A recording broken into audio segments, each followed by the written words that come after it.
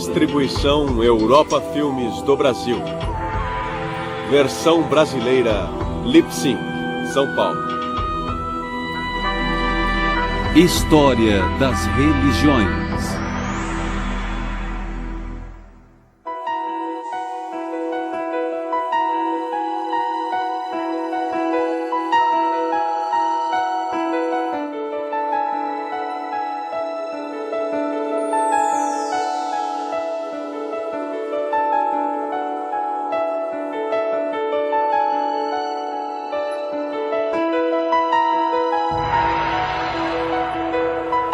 Ceticismo.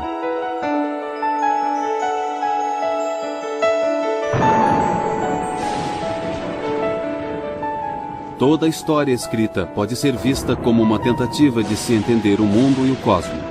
Entender nosso lugar em meio a forças formidáveis e por vezes desconcertantes. Thank you! You died for me! You paid me! Na história humana, a religião desempenhou um papel central, lidando com questões básicas que enfrentamos como seres humanos.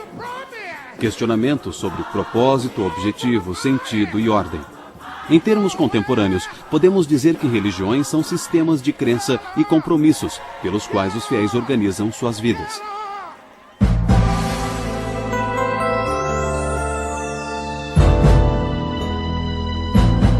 Na época atual, as realizações da razão e da ciência superaram em muito as expectativas e os sonhos daqueles que viveram há 1 ou 2 séculos.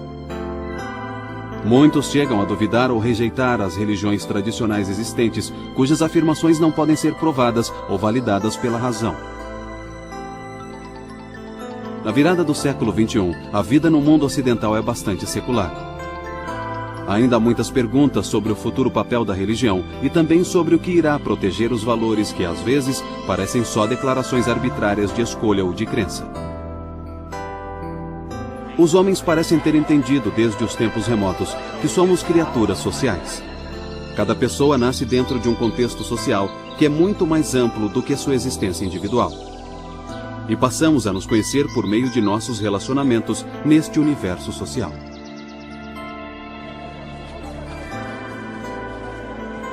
Todas as sociedades antigas de que temos conhecimento compreenderam a si mesmas como uma representação da ordem cósmica.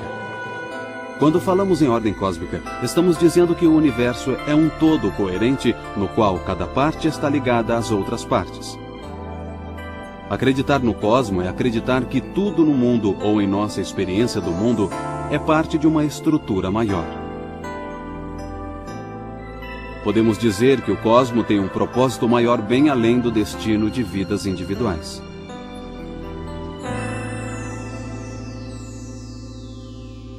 Os primeiros humanos utilizaram os mitos para representar a forma com que a ordem cósmica fora revelada a eles. Por mito, não entendemos uma fabricação deliberada ou farsa, mas sim uma história que declara alguma verdade sobre um aspecto da existência. Virtualmente toda religião, através dos tempos, exigiu a submissão de seus seguidores a algo maior do que eles próprios. Por exemplo, os antigos povos da Mesopotâmia, onde hoje é o Iraque, acreditavam que a fonte máxima de autoridade era Anu, o pai dos deuses. Para os mesopotâmicos, Anu era o mesmo que o céu. Anu era parte da ordem cósmica. As religiões populares da antiga China, do Japão e da Índia também viam várias formas de divindades na natureza. A maioria das culturas orientais e ocidentais tem alguma noção do que seja a ordem cósmica. Nem sempre configuraram ou estruturaram da mesma forma. No entanto, pensaram em nossa vida e na natureza como algo, digamos, ordenado. O ceticismo abordou essa questão. A partir do nível mais básico, levantou a questão se podemos sequer falar em ordem ou propósito do universo ou da vida. Parece que poderíamos muito bem aprender uma lição com o Oriente, para aplicá-la ao Ocidente. Em chinês, existe a palavra Li. Li se refere a princípio ordem, modelo. Os chineses fazem uma analogia com os estriamentos existentes no interior de pedras preciosas, como existem na mais fina jade. Quando observamos contra a luz, vemos essa ordem. Está lá, mas não se pergunta de onde veio isto, como foi criado e quem o criou. Da mesma maneira, por analogia, os chineses percebem a ordem e o propósito da vida, mas eles não questionam. Mas no Ocidente isso levou a muito ceticismo. Os hebreus introduziram uma ideia nova e significativa quando afirmaram que a ordem cósmica é transcendente. Eles disseram que Deus está, de alguma forma, além ou por trás da superfície visível da nossa experiência. Para os hebreus, os céus não são o mesmo que Deus.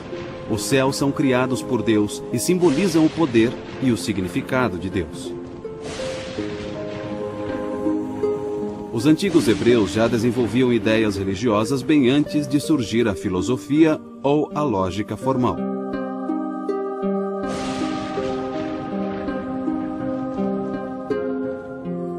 Os pensadores gregos clássicos introduziram uma das divergências do mito religioso mais importantes que já existiu: a filosofia. Isso levanta uma questão importante. Qual é a diferença entre religião e filosofia? Na tradição ocidental, a ordem cósmica religiosa inclui um Deus transcendente e pessoal. Essa transcendência significa que existe um mistério supremo no centro da ordem cósmica. A ordem cósmica está além da compreensão humana.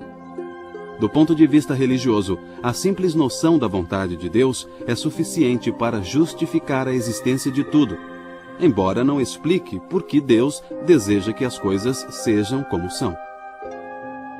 Na passagem bíblica de Adão e Eva, a árvore do conhecimento, do bem e do mal, produz frutos que são proibidos para nós. Por isso, insistir em saber a vontade de Deus seria desafiar a vontade de Deus. Mas na filosofia, não pode haver nenhum mistério no cerne das coisas. Acredita-se que a mente humana tem acesso a uma verdade maior que qualquer ordem social ou individual. Na obra intitulada Timeus, Platão afirma que a descoberta da filosofia deu às pessoas a capacidade de compreender a ordem cósmica. Se jamais tivéssemos visto as estrelas, o sol e o céu, nenhuma palavra que descrevesse o universo poderia ter sido proferida. Mas agora, a visão do dia e da noite, os meses e os ciclos do ano criaram os números e forneceram o conceito de tempo e o poder de indagar sobre a natureza do universo. E daí então surgiu a filosofia, um bem maior do que qualquer bem que jamais foi ou será dado pelos deuses aos homens mortais. Apesar de Platão dizer que a filosofia foi dada ao homem pelos deuses, ele entende que o homem tem o poder de questionar a ordem cósmica e talvez até de compreendê-la.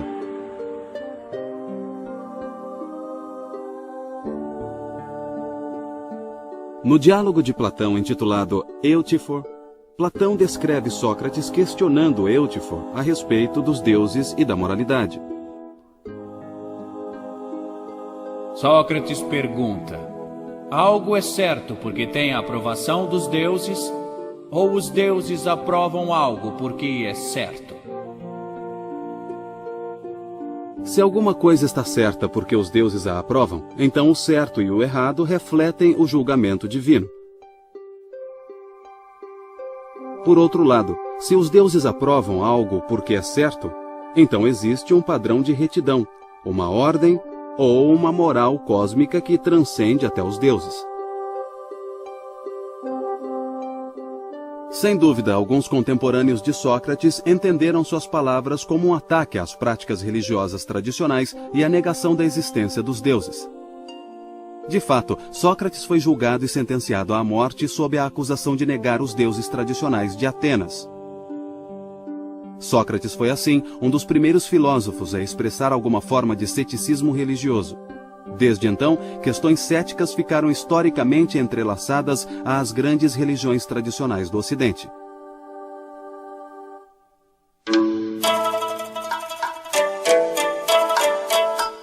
Enquanto isso, o grande pensador chinês Confúcio lançava as fundações de uma revolução similar no pensamento chinês. Por volta do século VI a.C., Confúcio rejeitou a mitologia e a superstição da religião popular tradicional chinesa. Ele pedia mais atenção aos valores sociais e humanísticos de reciprocidade e apreço pelos outros. Numa conversa entre Confúcio e seu discípulo favorito, Zulu pergunta a ele como se deve servir às almas e aos espíritos. Confúcio responde: se não aprender a servir ao homem, como espera servir aos espíritos? Os que tinham percepção espiritual sempre tiveram de se defender das dúvidas e desconfianças dos céticos. O ceticismo, às vezes, levou ao relativismo religioso, a crença de que nenhuma religião tem o monopólio da verdade. Mas também é verdade dizer que muitas das mais profundas inspirações espirituais foram produto do ceticismo. Essa relação simbiótica entre fé e ceticismo perdurou através da história. Os antigos filósofos céticos geralmente eram conservadores.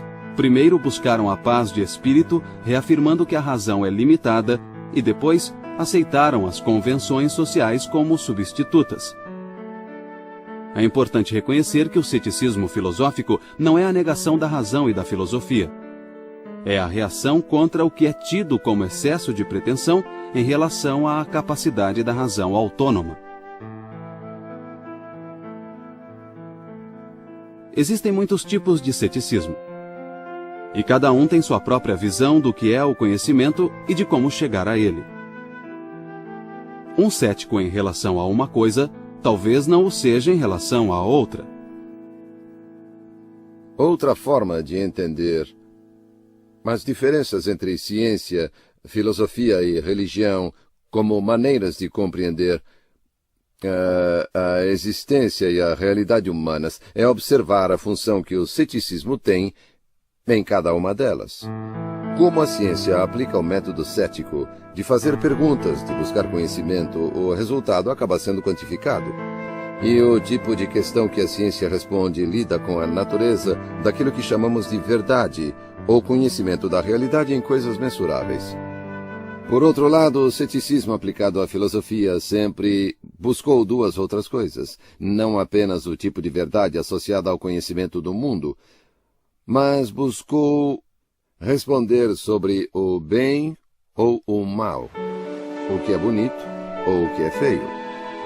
Então, quando lidamos com a bondade e a beleza, estamos tratando do que não pode ser posto em fórmulas quantificáveis. Assim, particularmente no início, existiram certas afinidades entre a filosofia e a ciência que as separavam da religião. É um pouco simplista, mas podemos dizer a esta altura que a religião é um esforço para entender o universo em termos sobrenaturais e a filosofia e a ciência em termos naturais. Os antigos hebreus acreditavam que uma ordem cósmica benevolente criada instantaneamente cumprirá os desígnios de Deus no final da história. O cristianismo adicionou 3 coisas a essa noção: o conceito de pecado original, a crença na reencarnação divina de Jesus Cristo e a expectativa de que a raça humana será redimida por meio da Igreja. Mas se a ordem cósmica é divina e benevolente, como o mal pode existir no mundo? Segundo alguns estudiosos, uma religião só fará sentido se aceitarmos suas doutrinas na presença de uma criança à beira da morte. Ou seja, precisamos entender por que um inocente sofre. No século IV d.C., Santo Agostinho foi um dos cristãos mais eminentes a tratar dessa questão. Ele o fez utilizando categorias filosóficas gregas para expressar os ideais e princípios cristãos. Agostinho não reduziu o cristianismo à filosofia. Ele tentou utilizar o poder da filosofia para esclarecer o cristianismo. Segundo Agostinho, o mal não faz parte da ordem cósmica. Ele habita o mundo porque Deus deu à humanidade a liberdade de escolha. Agostinho afirma que o exercício de nossa liberdade seria inútil se não tivéssemos que superar nossa capacidade de autodestruição. Ao contrário de Deus, os humanos são imperfeitos e podem escolher o fracasso ou tomar decisões que não combinam com a nossa salvação. Cristãos como Agostinho não estavam sós ao tentar articular a inspiração religiosa por meio das categorias da filosofia grega clássica. Tomás de Aquino foi um monge dominicano do século XIII que teve grande influência sobre o pensamento da Igreja Católica moderna. Como cristão, Aquino afirmou que a ordem cósmica transcendente realmente existe e que o indivíduo pode alcançar essa ordem através da Igreja. Aquino acreditava que as instituições sociais contribuíam para alcançar o objetivo final do universo, isto é, a salvação dos homens. A Igreja é a instituição mais importante, então o Estado deve servir à Igreja, controlando os assuntos terrenos. Em outras palavras, o Estado tem uma função positiva quanto à ordem cósmica, mas está subordinado à Igreja. Durante os séculos XI e XII, as obras de Aristóteles, antes desconhecidas pela cristandade, começaram a surgir em traduções para o árabe e o aramaico nas universidades da Europa, que eram administradas pela Igreja. Essas obras desafiaram a Igreja com algumas ideias bastante significativas, porque Aristóteles não achava que o universo fora criado, o universo era eterno. Havia algo que ele chamava de agente intelectual, que sobrevivia à morte do corpo, mas não mantinha uma identidade individual. Mas a imortalidade do ser é um conceito prezado pelos monoteístas ocidentais. Para poder defender a Igreja desses desafios apresentados por Aristóteles, uma das grandes mentes do Ocidente, Tomás de Aquino, iniciou seus estudos sobre Aristóteles. Aquino foi tão bem sucedido em defender a Igreja de Aristóteles que acabou por cristianizar Aristóteles, fazendo dele a base do catolicismo romano moderno. Uma das coisas mais famosas que surgiram daí foram os 5 caminhos de Aquino. 5 argumentos para provar a existência de Deus, todos emprestados de Aristóteles. O argumento da necessidade, já que algo não pode surgir do nada, então algo deve ter sempre existido, e esse algo era Deus. Isso foi tradicionalmente ensinado e visto como provas da existência de Deus. Eu falo dos 5 caminhos. Mas muitas pesquisas recentes sobre Tomás de Aquino evidenciam que essa talvez seja uma interpretação equivocada do que ele quis dizer. Os 5 caminhos apresentados na sua obra Suma Teológica não tratavam de provar a existência de Deus. Aquino não precisava provar isso. Para ele isso já era dado. Esses 5 caminhos eram apenas passos para conhecer como Deus atuava na Terra. A obra de Aquino foi particularmente significativa por causa da forma como outros reagiram a ela. Alguns reagiram a Aquino rebelando-se contra o racionalismo do final da Idade Média e rejeitando o que consideravam arrogância e orgulho. Tentaram mostrar que o conhecimento racional sobre a ordem cósmica transcendente era fundamentalmente incerto e ilimitado. Esses autores compararam a ansiedade da existência humana a uma busca interior espiritual e moral pela ordem cósmica. Mas remavam contra a maré do pensamento racionalista que caracterizou a Idade Moderna. Maré esta dominada pela ciência e pelo humanismo. Por toda a época antiga e medieval, a ordem cósmica sempre fora compreendida como algo distante dos seres humanos. No mundo exterior ou além dele, acreditava-se existir uma estrutura ordenada para orientar os seres humanos a viver e organizar suas vidas. Dito de outra maneira, o mundo físico sempre foi compreendido como imbuído de um intuito que era imanente ou transcendente. Mas a modernidade mudou tudo isso. Dentre as novas influências, destaca-se a revolução científica. Os cientistas passaram a ver o mundo físico como um vasto mecanismo desprovido de propósito inerente, ou o que se chama de teleologia.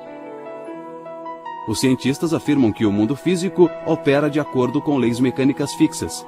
A finalidade dessas leis físicas teria sido imposta por Deus para alcançar os propósitos de Deus.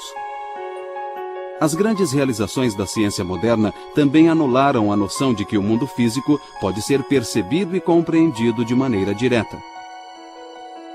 Por exemplo, o astrônomo polonês Nicolau Copérnico, Copernicus em latim, demonstrou que a Terra girava ao redor do Sol.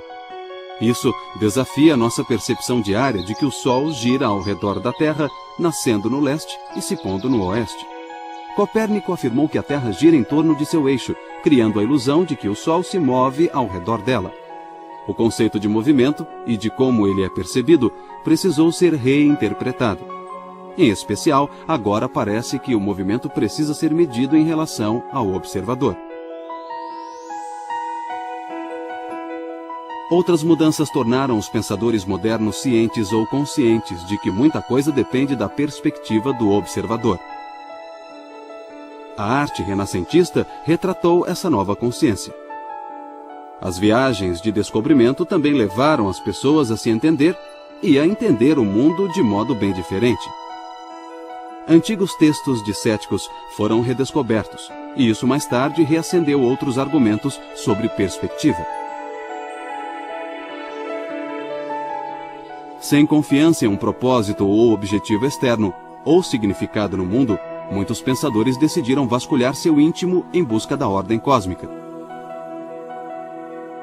René Descartes reagiu à crise do ceticismo moderno, afirmando que a ordem cósmica é compreendida internamente, mas que tenta utilizar princípios intelectuais para provar que o entendimento interno vem de um Deus externo e transcendente.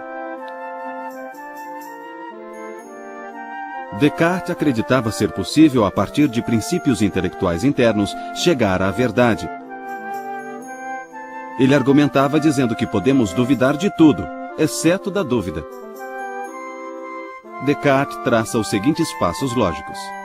Já que não podemos duvidar de que a dúvida existe, e já que a dúvida é uma forma de pensamento, não podemos duvidar de que o pensamento existe. E se o pensamento existe, e se pensar requer um pensador, então não podemos duvidar de que existimos quando pensamos.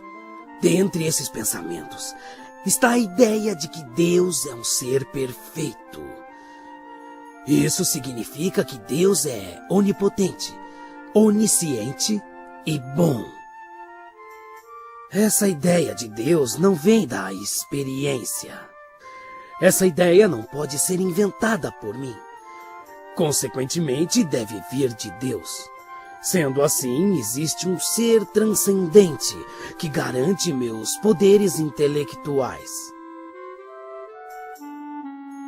É interessante notar que esse raciocínio apoia a famosa declaração de Descartes: penso, logo existo.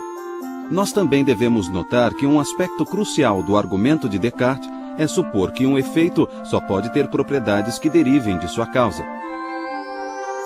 Logo, somente um ser perfeito pode originar a ideia de perfeição.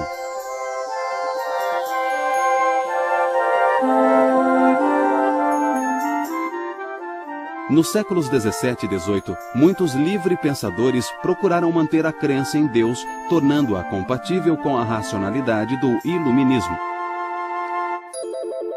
A alternativa mais radical à crise do ceticismo na modernidade ainda opera dentro da estrutura religiosa e afirma que nós alcançamos a ordem cósmica internamente e que esta ordem cósmica não é uma estrutura externa. Daí talvez venha toda a implicação religiosa da modernidade. Deus não é uma estrutura externa. Essa visão não nega a existência de Deus, nem nega a existência de uma ordem cósmica, nem mesmo nega uma ordem cósmica transcendente. Ao contrário, rejeita as tentativas anteriores de explicar tal ordem e a maneira como os homens a entenderam. Essa visão procura capturar internamente a ordem cósmica que é prática ou moral, ao invés de teórica ou intelectual. O mais notável advogado desse conceito moral da ordem cósmica foi o filósofo prussiano do século XVIII, Immanuel Kant.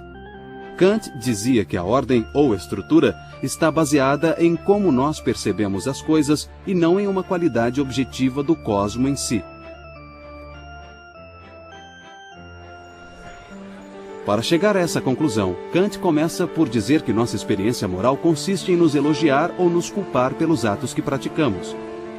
Mas tal culpa só faz sentido se formos responsáveis por nossos próprios atos. E só podemos ser responsáveis se tivermos livre-arbítrio. Para Kant, a vontade humana é uma vontade moral. Sua autonomia consiste na autossubordinação e não na autoafirmação. Esse conceito é o correspondente moderno das lições de Platão de que compreender a nós mesmos é fundamental e compreender o mundo é mera consequência. O argumento de Kant também é o equivalente moderno de Agostinho, que dizia que o ceticismo pode ser superado apenas se apelarmos a uma fonte moral interna. Por fim, Kant afirma que nossa vida moral faz sentido apenas como afirmação de uma atitude religiosa perante o mundo.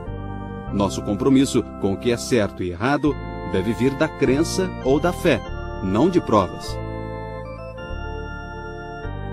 Kant argumentou que não podemos obter moralidade da religião, nem religião de Deus, porque em última instância não há nenhuma prova da existência externa de Deus. Assim, Deus e religião devem ser compreendidos pela sua relação interna com a nossa experiência moral. Essa revolução transcendental no pensamento filosófico não é uma forma de ceticismo, exceto aos olhos de seus detratores. Pelo contrário, é uma resposta ao ceticismo e procura preservar nossas instituições morais e religiosas, internalizando-as. Vamos voltar no tempo para identificar e compreender uma outra alternativa para a crise do ceticismo da modernidade. Novamente, a ordem cósmica é alcançada internamente, mas agora a ciência pode explicar como as leis da natureza fazem funcionar nossos processos mentais internos. A ordem cósmica é vista como puramente natural, ao invés de transcendente. Essa perspectiva naturalista é a base do conflito moderno entre a religião e a ciência. Ou ao menos entre a religião e uma determinada concepção de ciência. Essa versão do que podemos chamar de determinismo natural originou-se no século XVII, a partir de argumentos céticos contra a religião. O surgimento da ciência moderna ameaçava não só as religiões ocidentais, como o islamismo, o judaísmo, o cristianismo, mas a religião em si, onde quer que ela existisse. Tivemos os avanços na astronomia que questionaram nosso lugar no universo em si. Também tivemos a antropologia que nos religou a espécies com as quais as religiões não achavam que tivéssemos ligação. Então, essas mudanças afetaram não apenas o modo como compreendíamos a Bíblia na civilização ocidental ou o Alcorão, mas também como os chineses e os indianos compreendiam sua fé também. Os desafios impostos às crenças miraculosas surgiram por toda a parte. Considere, por exemplo, os avanços da psicologia e como a psicologia olhou dentro de nós e afirmou que a crença religiosa era essencialmente uma questão de atender aos nossos desejos. Por que rezamos? Rezamos porque não acreditamos ter controle sobre nossa vida. E assim, esses eram desafios céticos colocados pela ciência. Todas essas mudanças surtiram profundo efeito no mundo da religião. Entre os primeiros efeitos dessas mudanças estava um poderoso movimento racionalista que ficou conhecido como Iluminismo. Muitos pensadores então adotaram uma visão otimista e segura de que o poder da ciência e da razão finalmente poderia derrotar os males da condição humana. A religião falhou em vencer essa batalha e agora a ciência parecia capaz de chegar à vitória. O que os estudiosos chamaram de projeto do iluminismo era essencialmente uma tentativa de definir, explicar e controlar a condição humana através da tecnologia científica. Este era um aspecto importante da reação científica à crise do ceticismo na modernidade. o iluminismo tentou suplantar a religião e a filosofia por meio da ciência newtoniana. Todos os outros fundamentos intelectuais foram banidos de sua maneira de ver e explicar o mundo. Essa nova perspectiva é conhecida como cientificismo ou cientismo. Aqui, a natureza é vista como um sistema autocontido, que se autoexplica sem precisar recorrer a nenhuma outra fonte. Para um cientista, a ordem cósmica é imanente, está na natureza. Entre 1830 e 1842, o pensador francês Auguste Comte publicou uma obra de 6 volumes intitulada Curso de Filosofia Positiva.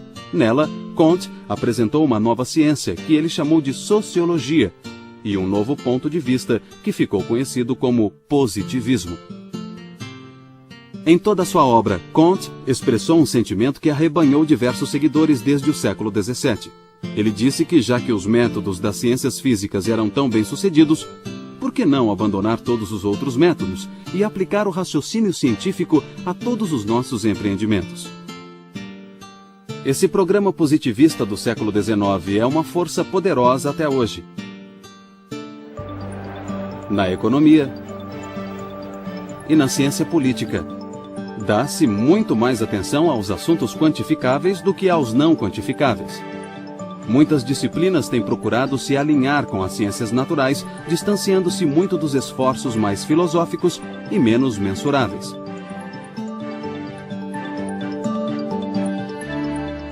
Os defensores do iluminismo também usaram as ciências sociais recém-estabelecidas para explicar a poderosa força psicológica por trás do que consideravam convicções religiosas errôneas. Sigmund Freud, fundador da psicanálise, afirmou que Deus é uma fantasia. Ele diagnosticou as crenças religiosas como uma ilusão, baseada no desejo de poder ou de ordem que não existe. Sigmund Freud estava entre aqueles que reagiram com respostas seculares e científicas à crise do ceticismo moderno.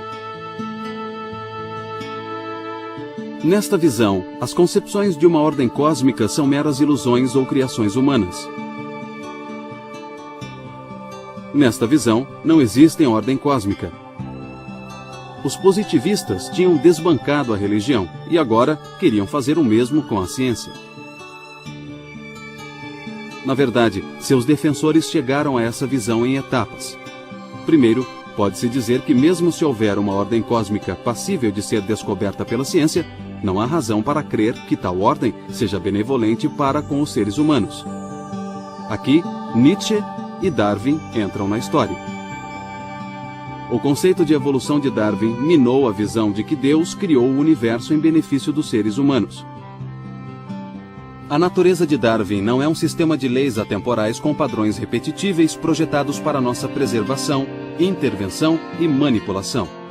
Darwin disse que a natureza evolui de um modo que envolve tanto destruição quanto criação. É inegável que uma das principais controvérsias hoje está entre a evolução e a criação.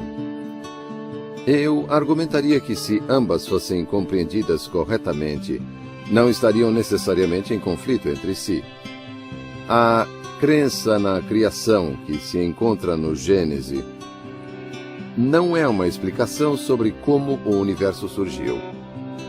Explica o sentido e o propósito. Em outras palavras, o que a religião nos diz é por quê e o que a ciência nos diz é como. Em primeiro lugar, o que lá é considerado dias podem ser milhões de anos. E os processos pelos quais a inteligência humana surgiu e tornou-se parte do universo através da evolução é algo que não foi feito em dias ou então instantaneamente, mas que demandou milhões de anos. Friedrich Nietzsche, o filósofo alemão mais influente da última metade do século XIX, interpretou a ordem moral de Kant à luz de Darwin. E deu mais uma guinada. Nietzsche disse que a ordem transcendental é de fato uma criação humana e que mesmo as noções de natureza e ciência foram criadas pelos homens. A expressão mais famosa de Nietzsche é a mensagem de um de seus personagens, Zaratustra, que diz: Deus está morto. Nietzsche rejeita a existência de qualquer realidade transcendente e diz que o conceito judaico-cristão de Deus é uma mentira que não merece nenhum crédito. A morte do Deus, observa Nietzsche, pode ser lenta. Seu impacto pode não ser sentido de imediato mesmo por aqueles que a reconhecem. O hábito da crença religiosa pode perdurar entre os incultos. O fervor religioso pode até mesmo aumentar devido à crescente ansiedade com as consequências dessa perda. Mas Nietzsche está convencido de que a visão religiosa do mundo e os valores religiosos estão em decadência. E adverte que seu colapso conduzirá a uma crise de magnitude sem paralelos. Assim, ele anuncia o que chamou de advento do niilismo. O niilismo bate à porta. A crença em Deus como verdade se transforma em fé fanática. Tudo é falso.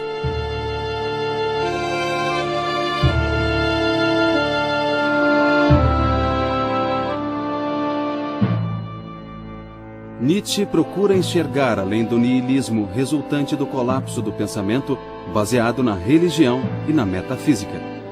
Nós nos tornamos frios, duros, enrijecidos pela percepção de que o caminho deste mundo é qualquer coisa menos divino. O conhecemos bem. O mundo em que vivemos é ímpio, imoral, desumano. Nós o interpretamos falsamente durante muito tempo, de acordo com os desejos da nossa reverência, de acordo com nossas necessidades. Nietzsche faz um apelo para que a vontade se afirme corajosamente.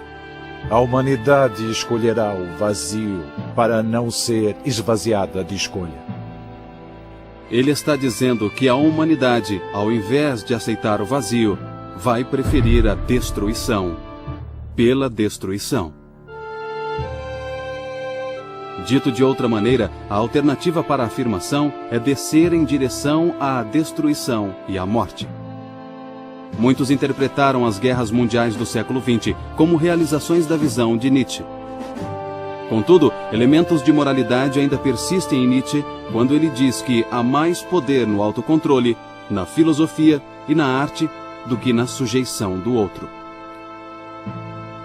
A questão do existencialismo, e em especial seu relacionamento com a vida humana, foi muito mal compreendida, a meu ver. O existencialismo ficou estereotipado como uma concepção ateísta que acaba argumentando que a vida é absurda ou sem sentido. Certamente, alguns existencialistas menores tomaram essa posição. Mas, para mim, os existencialistas mais importantes não favoreceram esse ponto de vista. Nesse sentido, existem dois tipos de existencialismo, o que pode ser chamado de existencialismo ateísta e, na falta de um termo melhor, o teísta, ou melhor, o existencialismo religioso. Os existencialistas ateístas ficaram mais conhecidos, e essa é a razão do estereótipo. Mas mesmo esses existencialistas não diziam que a vida era totalmente desprovida de sentido. Como ateístas, eles argumentam que, como não há experiência transcendente na vida humana de um Deus ou divindade, nenhum sentido pode surgir daquilo que está além do homem. E a maioria argumentou que, como a natureza é neutra, o sentido, o valor e o propósito não podem vir da natureza. Mas Albert Camus, Jean-Paul Sartre e Nietzsche, os três existencialistas ateístas mais conhecidos, à sua maneira indicaram que há várias formas de os seres humanos darem sentido às suas vidas. Alguns enfatizaram a coragem necessária ao indivíduo para ele criar esse sentido. Nietzsche e Sartre em especial. Mas em Camus encontramos a percepção de que os relacionamentos humanos de amor e alegria dão significado às nossas vidas. Assim mesmo, os existencialistas ateístas não argumentaram que a vida é sem sentido. Apenas dizem que não acharemos esse sentido em um Deus ou na indiferença da natureza. No século XX, o Estado cresceu rapidamente na América e na Europa, dominando e dramaticamente expandindo um papel que antes tinha sido das instituições religiosas: o papel assistencial e social. Saúde, educação e instituições sociais financiadas pelo Estado marginalizaram o papel das igrejas e das sinagogas. A doutrina que separava a igreja do Estado tem sido interpretada cada vez mais literalmente. Isso isolou ainda mais a religião das iniciativas sociais e do debate público sobre elas. O impacto cumulativo da crise do ceticismo moderno talvez possa ser melhor observado na obra de Thomas Henry Huxley, um eminente cientista britânico do século XIX. Quando jovem, Huxley abraçou o teísmo, acreditando que a ordem e o projeto da natureza são evidentes e que existe um autor infinito. Em 1869, após ler Darwin, Huxley passou a rejeitar o teísmo e criou o termo agnosticismo para descrever sua posição. Um agnóstico acredita que as perguntas sobre a natureza suprema do universo não podem ser respondidas. Não há nenhuma base para se crer em uma realidade transcendente. Consequentemente, não devemos julgar essa questão. Huxley tratou disso como uma questão real a respeito de uma estrutura externa, e ele afirmava que era imoral defender uma posição para a qual não há uma evidência lógica satisfatória. Huxley achava que mesmo a ciência e os padrões da racionalidade devem conter certos valores. Não podem operar em circunstâncias desprovidas de quaisquer valores. Mas o universo não diz que valores devemos adotar.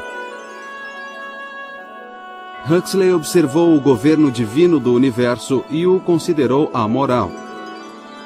É uma mistura de prazer e de dor, e isso tem pouco a ver com moralidade. Isso nos deixa com uma pergunta: se os valores morais não se baseiam no que descobrimos sobre a natureza, e se os valores morais não devem ser rejeitados completamente, então como podemos dar sentido à nossa vida moral?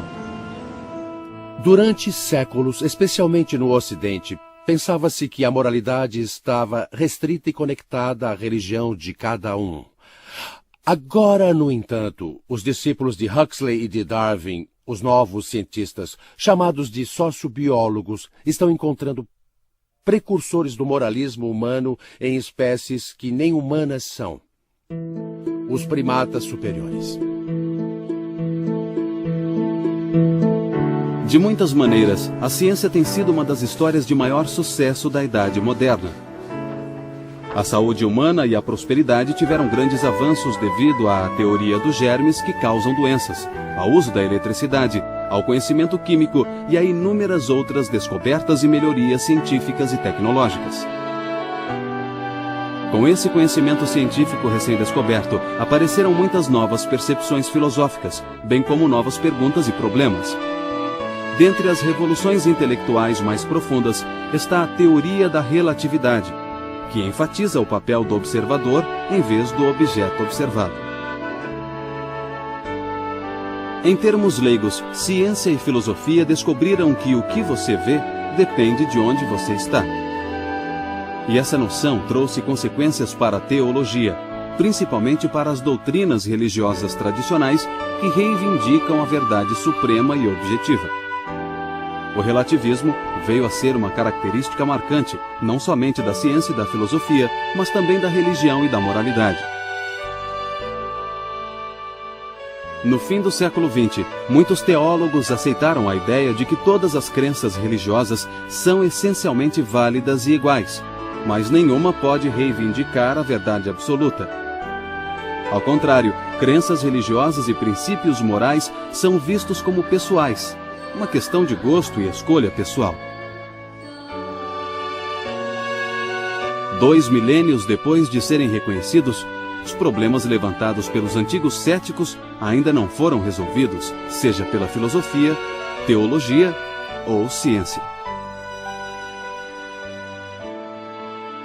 Mas contínuas descobertas científicas a respeito de coisas como a vastidão e a idade do universo, e a beleza estarrecedora dos eventos e das forças da natureza, reforçaram os sentimentos religiosos que se baseiam na observação de como a vida humana é pequena e breve. Ainda resta a profunda questão sobre o significado de estar vivo. A razão por si só, com frequência, falha ao tentar responder tais perguntas e questões. Mas também é verdade que o desejo por um sentido e propósito é universal. E que a busca de sentido e propósito já é em si a própria recompensa.